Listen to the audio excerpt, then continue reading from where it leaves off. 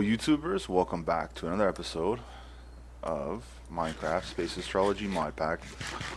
Hope that a couple people are enjoying this series. I've been playing a little bit ahead. I'm a little bit bummed out that we lost one of those episodes, but the show must go on.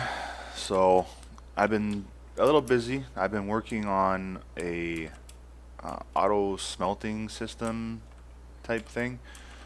Let's go upstairs. And there's more going on up here than just the view. So what I've done here, what should I start with first? Let's start with the power. So all these things are running off RF, yes? All these furnaces and all that good stuff.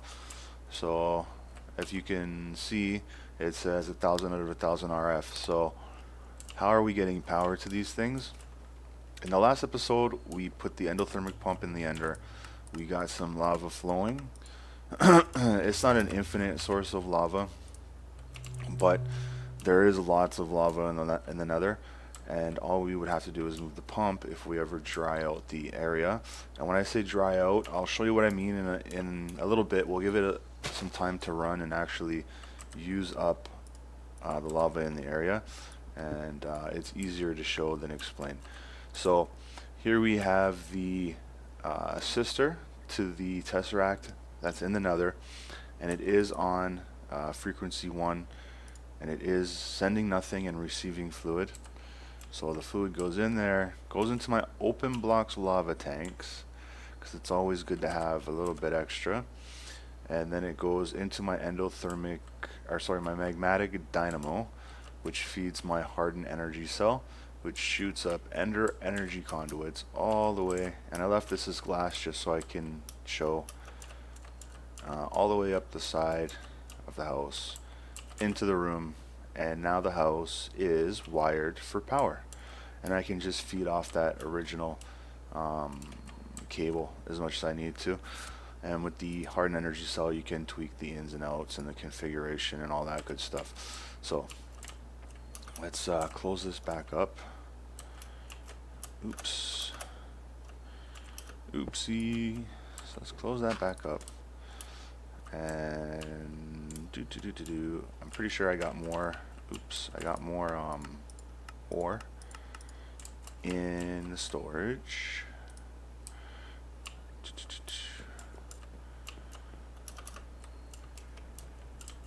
And yes, okay. So I've got raw ore in here.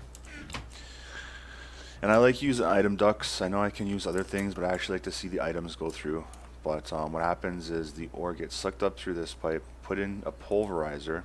The pulverizer crushes it down to its powdered form, and then shoots it out two sides. It shoots it out the right side, and it shoots it out the left side into that storage box. Okay? So as you can see, it goes along, goes up there, and into the furnace. And I've got the furnace set up with the 2 inputs and the 1 output, and that comes in handy for that input right there. Okay, so the pulverizer sending it out the item duct and into the storage box at the same time. So here I have some pulverized shiny metal.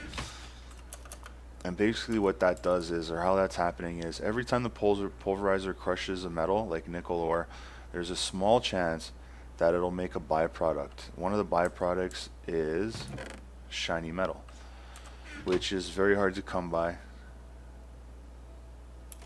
So really, in my mind, I'm getting more for the same thing. Instead of just pulverizing it and getting the base, I'm getting 2 items out of it. I'm not sure if you get more out of the and let's take some of this out, and I'm going to show you what happens. So as soon as the system is empty,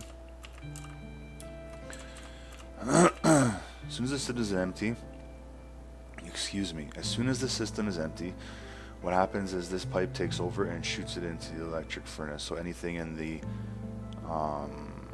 storage box goes into the furnace at its earliest convenience. So I don't want to go into the furnace and miss it. I'll skip ahead. And there it goes. So now the furnace is doing shiny. And then we've got our induction smelter and our alloy smelter. Now if you'll notice, there are extra pipes running down here, running down here. Basically what these are bypass ducts for things that can't get smelted. Some of the ores and stuff like that are kind of funny with all the mods running. You can't really do much of anything with them. And then of course just a straight pipe into the storage box from the smelter and the what is it called again? What is it called? The induction smelter and the alloy smelter. And then it goes into that, and that goes straight downstairs. So that's basically what I wanted to go over with that. What I do want to do is put a, because eventually I want this all to be self-feeding, so I need a original box to take every item, not just alloys, not just items, ores and stuff like that. Anyone that has any ideas about that, I know under IO pipes they have channels and things like that. So anybody that has any ideas, just let me know. I'd love to hear your thoughts on the subject. And what we're going to be doing today is, so we've got our power, we've got a little bit of an automated system set up. XP is kind of important, and it's not too hard to do. It's relatively simple to make a XP farm, so that's what I'm going to be doing today. For that we need a harvester, I believe it is, an auto harvester. Okay, so here we have the recipe for the harvester, and we're going to take it and we're going to place it down. I just wanted to show you something. So the harvester has this guy here, which is an upgrade slot, and what we're going to do is we're going to upgrade the area of effect for the harvester. So if you just bear with me here. Okay, so here we have the upgrade emerald, and as you see it has a radius increase of 11, so that'll come in very handy. And then basically all you're going to do is you're going to place it right here, and it does the it increases the radius. So here we have our energy, we have our work, we have our idle, and we have our lava. Okay, so the next thing we're going to need, other than the harvester, is we're going to need a sewer. So to make a sewer, it's actually quite simple. Brick, mine factory loaded factory machine block, a bucket, and plastic sheets. So let's do that now. I just so happen to have all of the items, like so, with some brick, and was it iron? No, it wasn't iron. What was it? What was it? Ah, a mine factory block. Of course, of course. Silly, silly. Okay. So we've got 4 sewers out of that, which is pretty good. We're only going to need 1. Let's put some... Okay, so for the autonomous activator, we need the gears, redstone, reception, coil, chest, and piston. So I just so happen to have all that stuff. Let's put the piston there. And was it the gears there? Reception, coil there. And one more time. Where is it? Where is it? Ah, there you go. Okay, so we basically got everything we need here. We've got our harvester, autonomous activator, and sewer. So now what I'm going to do is I'm going to make some ducts and a magmatic dynamo and do a little bit of setup, and I'll see you when I get all that done. Okay, so we've got our basic things that we need to do to get this party started. We got our pressurized fluid, our energy conduit, all our machines, some item ducts. What I'm going to do is I'm going to build it near, we're going to need a storage chest too, so what I'm going to do is I'm going to build it near the house where my reservoir of lava is. and I'm just going to go outside and dig around, set up a little bit of an area.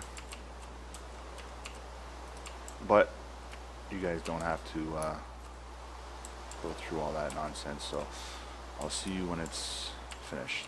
Okay, so I've dug down underneath my house and I've made a little area for tanks and stuff like that. And I've also put my harvester on a block up in the air.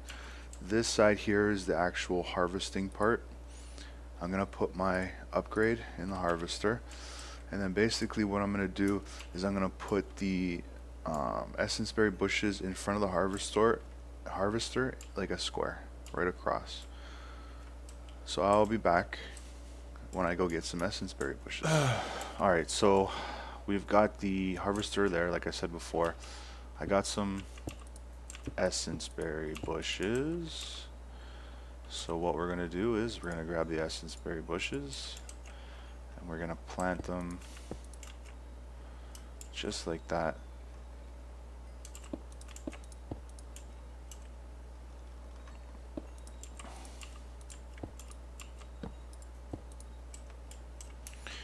And you have to plant them in concrete as far as I know.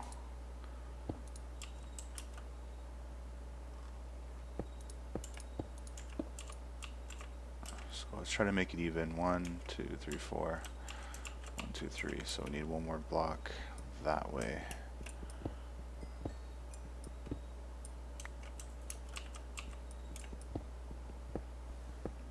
Which isn't a big deal. With my iron pickaxe, like so, and then put some more concrete down, or not concrete, cobblestone. And as you can see, they're already starting to grow, which is beautiful.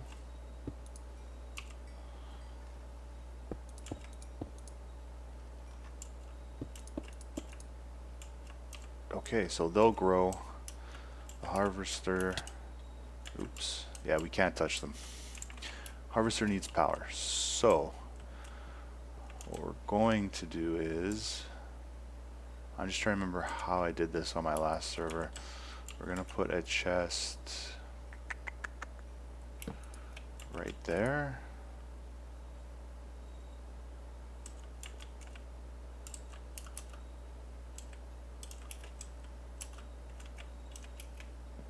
And we're going to use item ducts from the harvester to the chest. And then we're going to put a servo on that. If I can see it from here. Nope, I can't. And okay, I got my wrench, so it's not that bad. Take that out. Let's try that again. You might have to put some blocks right there and right there. So item duct, and then a servo. Why is it being a pain in the ass right now?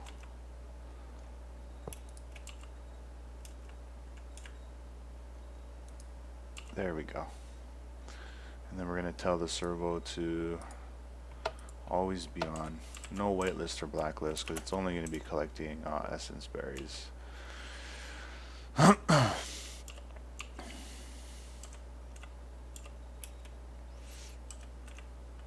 now what we're going to do is we're going to put an item duct there and put another servo on that and always on, and then we're going to bring it out there like that, and then like that, and we're going to leave it open for now, but we are going to eventually close it all up because the essence berry bushes grow faster in the dark. I've tried with different things like aura lamps from Thaumcraft and stuff like that, but I can't really confirm that that is going to help you out. To be honest, I didn't really see any change in growth or anything like that. Okay, let's just make sure that this is the right way. So if it works out for you, it works out for you. It just didn't really work out for me. Okay, so here's your autonomous activator. Basically, you can left click or right click. It takes the place of a person, player in the game. And then we're gonna put our sewer right there, like so. And then we're gonna, oops, we're gonna encase that just because we don't want the XP to fall out anywhere. We want it to stay in there and go down the sewer. Basically, like I was saying, the autonomous activator works like a player. You can make it right click or left click items. We want it to right click the essence berries, and then what we're going to do is, so basically the harvester collects, and then it goes to the storage box. The storage box throws it in the autonomous activator. The autonomous activator right clicks it like a player would, and then when the XP orbs drop, it goes into the sewer. Not too complicated, pretty simple.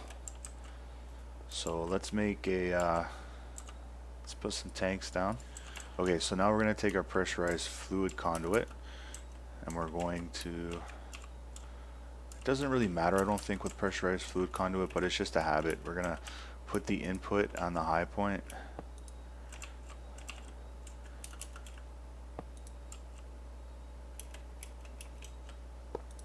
like so.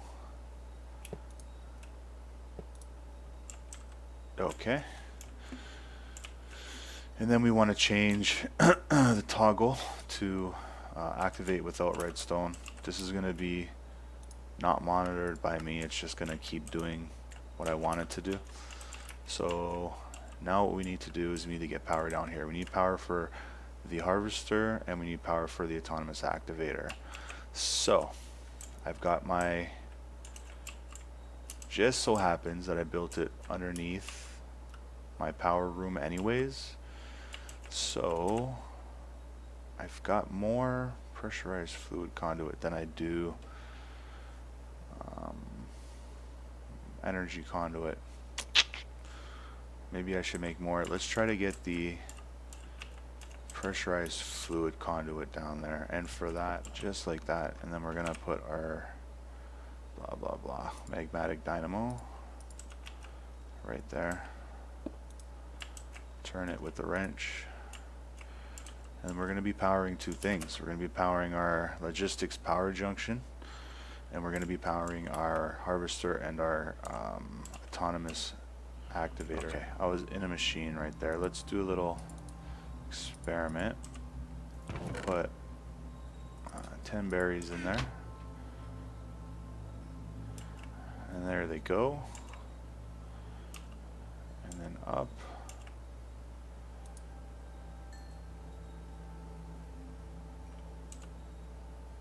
And then, so the autonomous activator is right clicking, and there's the precious MB, and what we have to do is we have to go like that, and that's it. That's how we're going to be collecting our MB for our auto spawners and our XP showers. Well, I guess we can block it all up. It doesn't matter. Okay. Had a little bit of a brain fart right there, but we'll make it work. Okay, so we'll put our 6 tanks here. Hopefully I got more pressurized fluid conduit. Yes, I do. And we're going to put that there, that there, and that there. Okay, and then get our pickaxe out. And this second tank here is actually for the sludge from the harvester. And that's pretty much it, guys. I hope you enjoyed the episode. See you next time.